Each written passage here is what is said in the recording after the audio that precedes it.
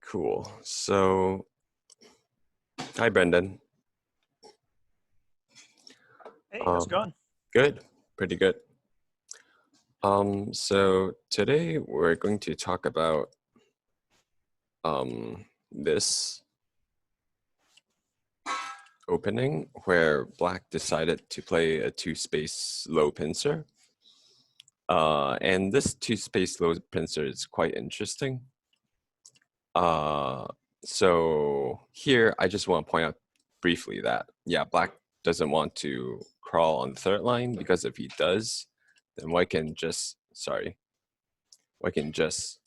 keep pushing Black here. And you would see that Black's, this stone is like playing, it's like Black played a one space extension, which is really horrible. Even though White gave up some territory, Black's is basically has no influence and everything is limited to just one side of the board. So this is not particularly efficient for Black. And obviously White will follow up with a counter pincer against the stone. So usually when you have a low stone here and your opponent played a knight's move, it's really painful to have to crawl here. But turns out the push and cut is also not super great according to Katago. According to Leela, it's still playable, but Katago has a different opinion. And yeah, there are some subtle differences between the two AIs. So push and cut, Leela a lot of the times has recommended this end, but I'd say this extension is it's easier to play for White. It's easier to control. And here, this results in like a windmill shape where the the cutting stones forms this shape, and White is pincered here. So today we'll talk about what White should play locally, and turns out there's a key move. It's really interesting. A lot of times we would think of a move like a knight's move to live in the corner. While that is playable, it is recommended by Katago to play the diagonal move, and this move it looks like it's less effective in terms of entering the corner, but actually this move is really powerful because it not only aims to, reduce Black's corner, it also aims at jumping out, poking through the elephant eye. So in that sense, this move is superior to just playing the knight's move, because if you play a knight's move, you don't have a great follow-up to poke out the elephant eye. Black can just push and cut through you. So for example, just to show you, if Black wants to save these two stones, he can consider a move like this, just run away, and then White can already start poking out the elephant eye, which is kind of painful because this stone is in a pretty poor position. If Black doesn't spend a move here, then White can start pushing Black down on the third line. But then these two stones will be in a weaker position. So say if Black spends a move to strengthen these two stones and attack White, turns out White can live pretty easily because the corner is not alive yet. All thanks to this diagonal move. Corner is not alive, so Black owes a move to defend and also aims at this snapback so that White cannot push through. And then White simply just lives in the side. Then Black really, really needs to defend the corner and stay alive. And after this, White can just hurt the stone, right? Then this pincer stone became like very poorly placed. So yeah, this is just to give you an idea of how this diagonal move leads to this elephant eye poke, which is a really good follow-up, and how this would result in hurting the pincering stone. We can look at another variation where Black defends the corner directly. So then obviously white can, still play the elephant eye. Say black jumps, or actually black really shouldn't jump because the corner is not alive yet. If black plays knight's move, then the corner still has really, really bad aji. Say if black descends, for example, white can just push and you see how there's a double peep, and yeah, black cannot handle this very well. So black can't even afford to play a knight's move because his corner is so weak. If black can't even play a knight's move, he will need to play a move like this. But this gives white a really nice move to just completely enclose black's corner, and black actually still owes a move to live sooner or later. And if he does, then yeah, this is just really bad for black because his corner is so small and these 3 stones outside doesn't really accomplish anything, and white is in a much better fighting position. So living in the corner might be a little too passive. So and white always has a really good follow-up poking through the elephant eye, and that's why black this is a move that black can consider, just defend elephant eye plus this move shorts the liberty of this group, which is a big deal because what's going to happen next is that white is going to counterattack, and this is a Semieye between these 2 and these 3 white stones. So black has 2 moves to consider. You either block here or block there. You have to do something around this corner, otherwise black is going to die. So let's first talk about this block, which is the most severe block threatening to capture this group. So when black plays here, white, instead of playing anything like a second line knight's move to extend liberties, before doing any of that, white can take advantage of black's shape defect. Whenever you see 2 stones and attachment here, yeah, this is the shape move to crush black's shape, because when black blocks here, you can see that there's this throw in, right? Note that every time when you throw in, it's like a sente shorting your opponent's liberty. So this is actually a really important move to short black's liberty. And then after you short black's liberty, and with black playing this move, kind of secures an eye. So when your opponent has an eye and you want to win this Semieye, or at least have an advantageous position in this Semieye, the most important thing is to also make an eye, right? If you don't have an eye in Semieye, then the mutual liberties will work against you. But if you both have an eye, then there's a chance of making a seki, right? So white plays this move, extending liberties and making eyes. Black obviously have to block. And here white does not, white focuses on extending liberties. Just back off right here so that white is saving all of these liberties. And here, since it's a Semieye, black must start shorting white's liberties. And there are a few moves that we can think of. Maybe here, short from the outside, maybe here, and also possibly maybe just defending the snapback. So let's look at the most simple one. So this seems like the most peaceful one. It kind of defends the push and cut. So black is just focusing on making a thick group and hoping that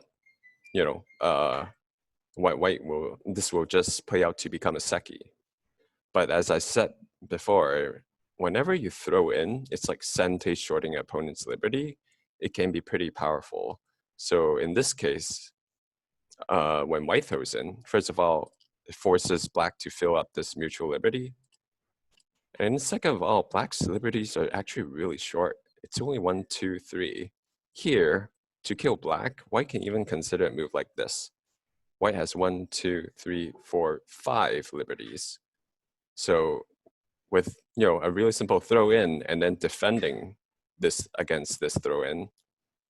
So this is actually a pretty important move. If you play anywhere else and you allow black to get a throw in, yeah, then you also like black also sente shorted your own liberty, right? Then this could become a ko, I think. Yeah, but it's not good. Let me just show you real quick.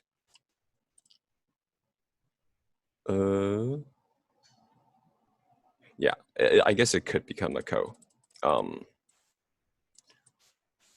But white didn't need to do that. White could just connect, and then black just doesn't have enough liberties. Just to show you real quick, I can play like this. Well, if black descends, then black is just dead, right? It's just 2 liberties left. So if black does not descend, then yeah, it's still 2 liberties left. So it's not much black can do. So sorry, we're talking about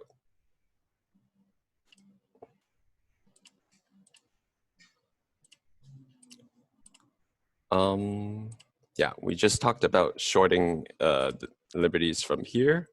That is not a great idea because white can just throw in sente short black's liberty and then defend right here at the tiger's mouth. So black needs to improve. So what about a defensive move here? Defending the snapback. Okay, so if white just starts shorting liberties, I can tell you it will become a seki, which, I mean, it's playable for white. It's okay. But the thing is, white, say after this peep, after destroying black's eye shape, white has a pretty incredible move to extend the liberties, which is first line hane. So with the first line hane, let's look at what happens if black blocks. If black blocks, if black defends, then white can just live locally. That's not interesting. Like, I mean, black just died unconditionally, right? So if black blocks and black pokes out the eye, then white obviously will try to escape outside. So is there a way for black to make a second eye? If he absolutely needs to make a second eye, he would need to save the stone and capture the stone in order to even stand a chance to make a second eye, right? So if black pulls that stone back, white just keeps running out. Let's look at what happened. Black captures the stone, white defends, black successfully captured a stone and live here, but white just destroyed this entire side of black. And even though black lived here, it's a really tiny corner with no potential, and white is really successful running outside already. So basically, the moment when white cuts, black does not have a great move to play anymore. Black cannot just let white run out. I mean, if white runs out, then if white ever makes life on the side, then black's corner just die unconditionally. So yeah, blocking is really not great for black. So if blocking is not great, how about avoid blocking? Just play a 1 space jump. Then we can immediately see how black. Oh, sorry. How black. Say, even play here. Short my internal liberties. Yeah. Then we just shorting liberties. Just shorting liberties. Yep.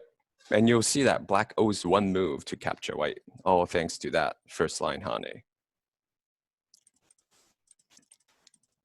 So if you cannot block and you cannot play a 1 space jump, what about if black throws in? Throwing in is a great way to short liberties.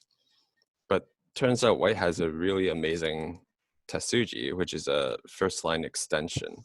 And if black chases white, white just takes, black obviously have to block white, and then white just keeps shorting liberties again, keep shorting liberties.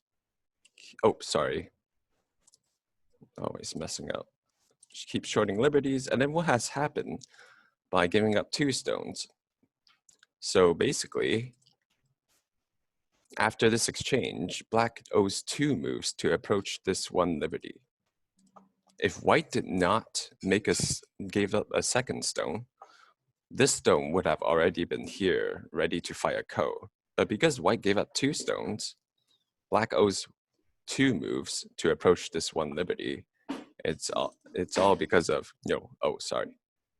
it's all because of that white wins this capturing race by, 1 liberty.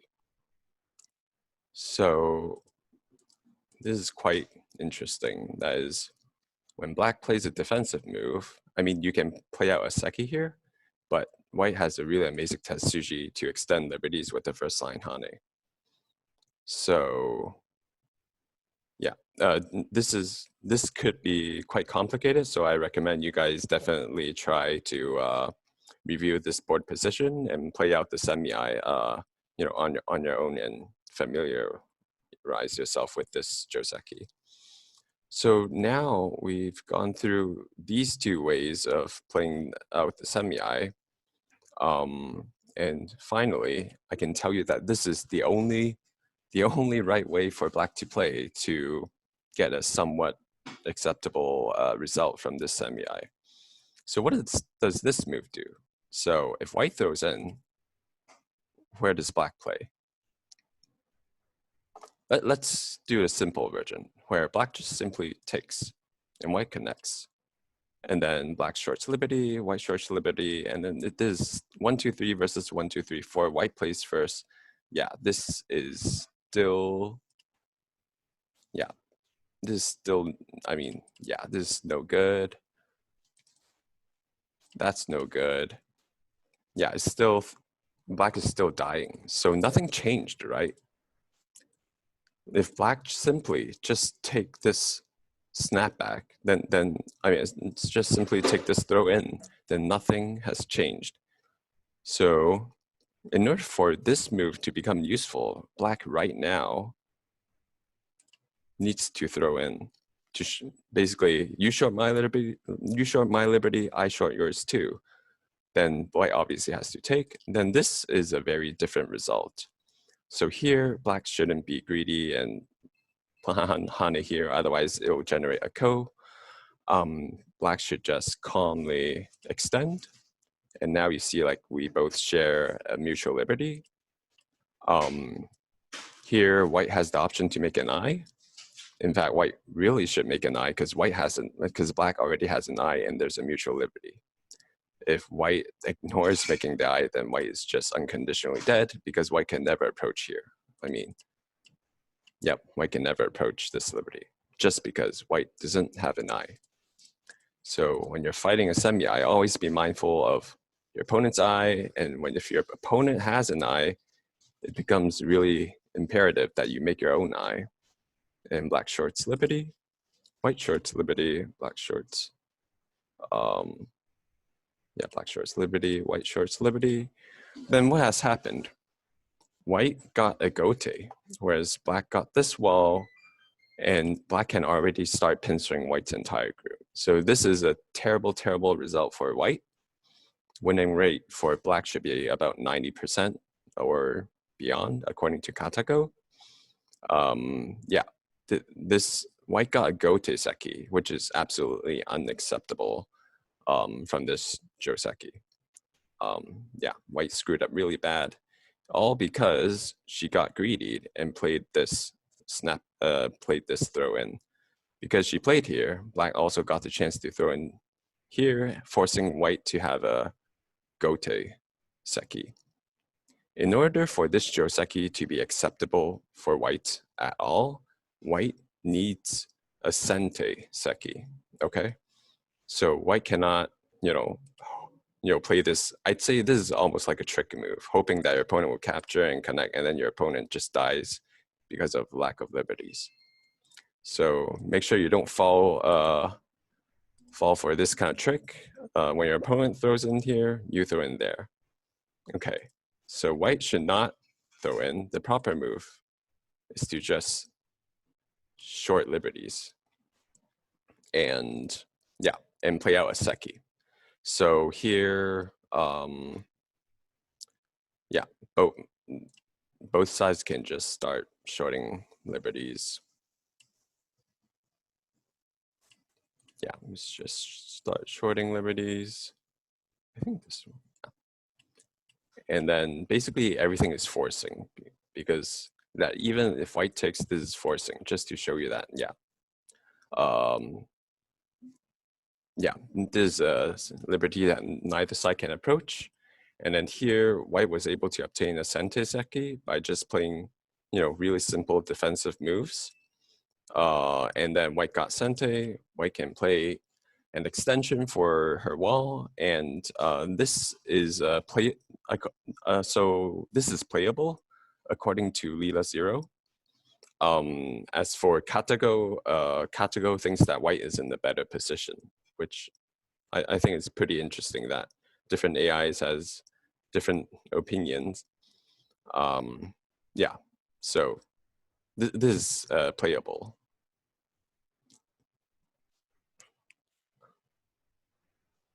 So we covered this, this complicated Semieye. Basically, this is not good, that's not good. The only right way to play is to short liberties on this side. Yeah, so this is what happens if black chooses to block here. So say black doesn't like that result. Could black get a better result if he blocks from this side first and then block here? Does that help black at all? So I can tell you that black's corner actually has really, really terrible aji. This block didn't help black at all. In fact, I think it kind of shorts black's liberty, because white has a really nice clamp. So for example, if black simply just connects, then this Semieye is, yeah, it's already not working for black. It's really simple if it's played this way. If black descends, this is the slightly more complicated one. Here, don't wedge. Yeah, if you wedge, yeah, white won't have enough liberties, because white has to descend here, right? Otherwise, black will make two eyes by just capturing the stone. White has to descend, black captures, and then white has to play Hane, and then white already, doesn't have enough liberties. Yeah. So don't wedge, just simply start shorting liberties from black's inside. And if black connects, then you can just start shorting liberties. And when black blocks, make sure you play a tiger's mouth, because the tiger's mouth will help you extend this one liberty. Black blocks, and then you can see that black is already dead. And if black gets, even if he gets this exchange, yeah.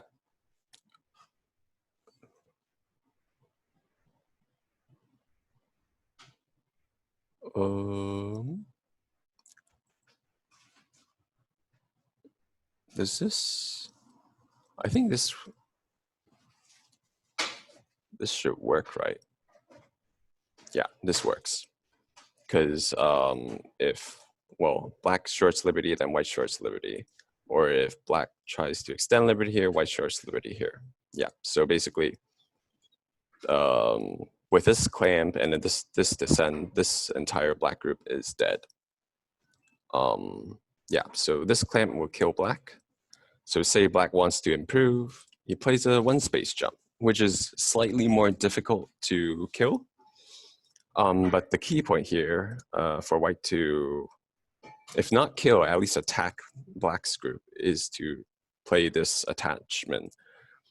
And basically, white is aiming at either Hane or a wedge. So if black descends, then white can simply just wedge.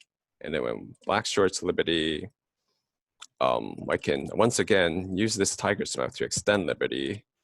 And then you can see how this is, white can even just nick an eye, and then black is already, yeah, dead.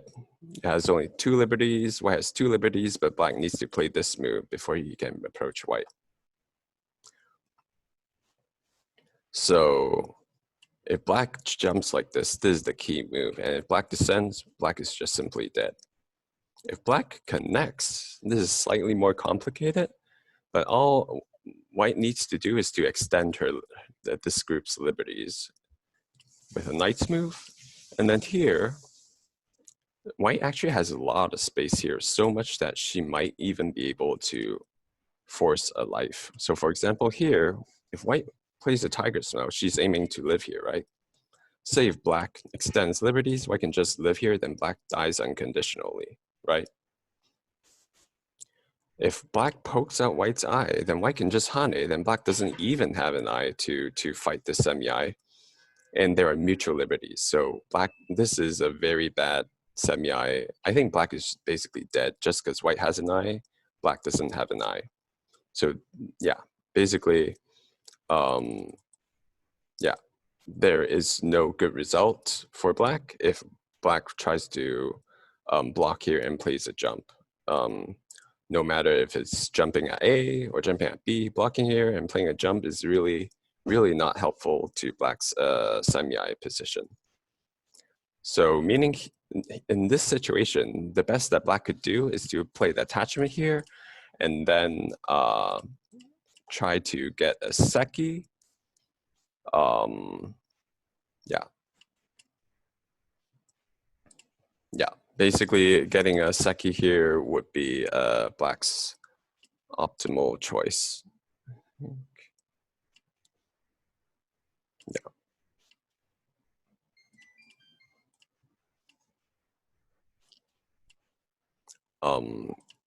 And this is like an even position for both sides, though Katako prefers playing as white.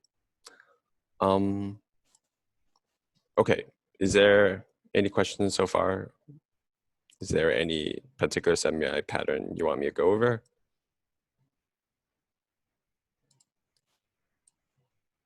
Okay, if not, then we can move on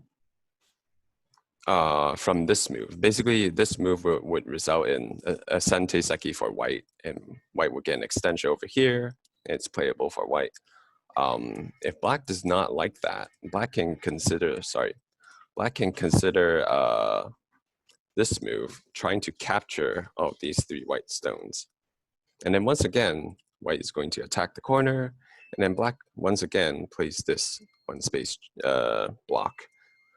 And here, white is going to die, but white has a really, really nice way to use these three stones with a clamp. Once again, this clamp Tetsuji. If black descends, committed to killing these three stones, white now wedges. Black Atari, white connects, black Atari, white Atari. And then note that later on, white could most likely get this Atari as a sente, which means that this group is, I'd say, almost like 90% alive, because an extension here and a first line descent here would give white a pretty good position to make life. And it's white sente right now, right? And then white can immediately play elsewhere. So white sente settled this group. White will eventually get this squeeze, and there's still an elephant eye against black's pincering stone and potentially saving white these two stone. So this is a good enough position for white. While even though black capture white stones here, the three stones. So yeah, you don't have to save these three stones if black ends up in gote, and white can make a living group in sente around the corner. And if you're wondering what happens if black saves this stone, then white can definitely just connect everything, and then black is pretty much dead. If black blocks, you can just defend your weakness and yeah, start shorting liberties. Then yeah, you can see that black has only two, white has three. It's not good. And if you're wondering, black throws in, then white just captures, and the result is the same. Yeah.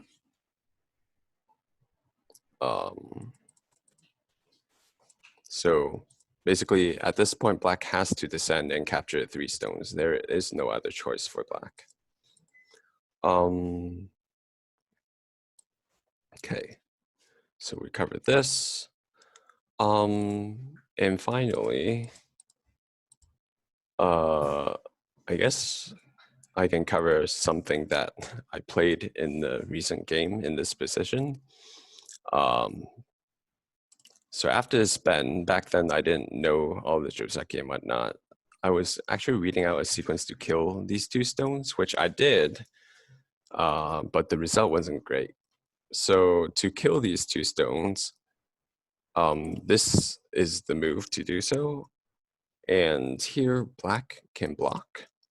And when black blocks, this is really severe because black is potentially aiming at this cut or potentially cutting at here. White's connection has a lot of issues basically. So if white wants to kill black, white actually needs this empty triangle to start shorting black's liberties. And now black, these 3 stones are pretty much 100% dead. But even though black is dead, this result is actually extremely good for black. So I guess it's important to know for black to know how to use these 3 dying stones to achieve a great result. And it starts with giving up even more stones, giving up these 4 stones, because now white has a really bad shape and has a really obvious peep. And if white connects, then yeah, this is already a bulky 5 shape. It's really bad. And black can now clamp. White needs to disconnect black. And then here, white has 4 liberties, black has 4 liberties. So white does not owe a move right now to win this capturing race. White can play elsewhere, but this means that black gets all of these sente moves.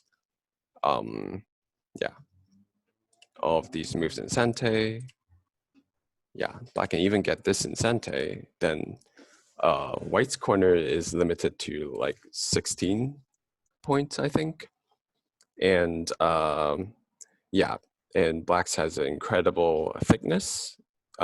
Even though white gets 1 extra stone on the outside, this is still a really, really bad result for white. So yeah, it's important to know how to punish white's greediness for capturing the entire corner by giving up the 4 stones. And if you're wondering, oh, what if white makes a better shape, like maybe something like this, then here white has a huge problem. The first one that I can think of is a clamp. If white tries to save this, then black captures the key cutting stones, right? If white doesn't save it, then black can just save his corner, no problem. Or black can consider, well, actually, yeah. I think this clamp would be probably my preferred move. Yeah, and if white cannot save the stone, white has to somehow live here. But that's just a matter of like crawling on the second line, which I don't think this is a great result for white at all. So that is that regarding, yeah, I guess this is another trick move. If black doesn't know how to give up the 4 stones, then he would be in trouble. So, sorry. So we covered this. Yeah, this is all I have for today's lecture. Yeah, do you guys have any questions so far?